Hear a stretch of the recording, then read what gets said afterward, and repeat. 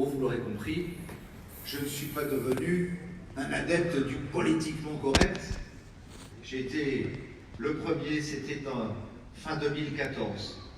à dénoncer cette cinquième colonne qui, de manière insidieuse, s'infiltrait telle une pieuvre sous les fondements et les piliers de notre démocratie et de notre République, et qu'il était urgent de réagir. Je n'ai en rien changé sur cette conviction. La différence, c'est qu'à l'époque, j'étais montré du doigt, et qu'aujourd'hui, de gauche à droite, tout le monde reconnaît que c'était la juste vision, qu'elle est présente, et que malheureusement, elle est présente durablement. Et lorsque je vois les menaces à l'égard de l'Union européenne, après les États-Unis, de l'imam et de l'ayatollah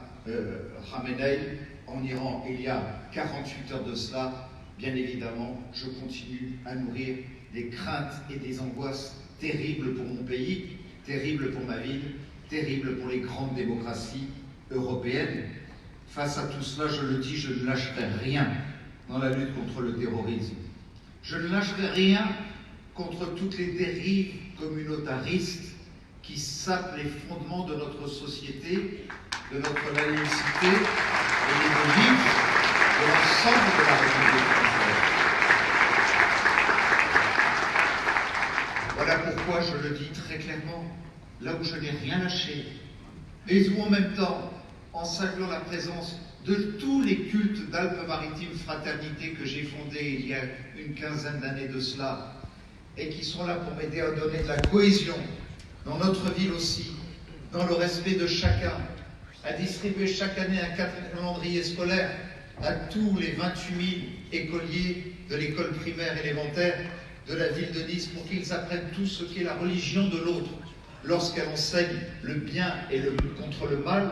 parce qu'une éducation religieuse qui enseigne le bien contre le mal, c'est un supplément d'éducation à l'éducation nationale, qui peut armer un homme, une femme, face à toutes les provocations et toutes les confrontations de la société. Lutte contre les discriminations, lutte contre les communautarismes, où il nous faut être intransigeants en chaque instant,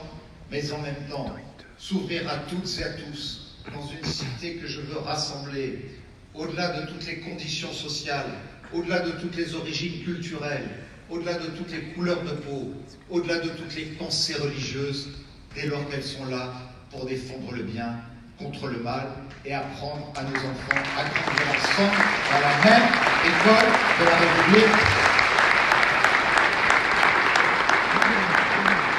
Chacun, en entendant cela, situe parfaitement que je suis resté moi-même sur l'échiquier politique. Mais pour autant, on s'est souvent posé des questions. Lorsque j'ai décidé de reprendre en régie municipale tout ce qui avait été délégué au privé dans le domaine des transports, dans le domaine de l'eau, dans le domaine des cantines scolaires, où nous avons livré à la rentrée dernière la première grande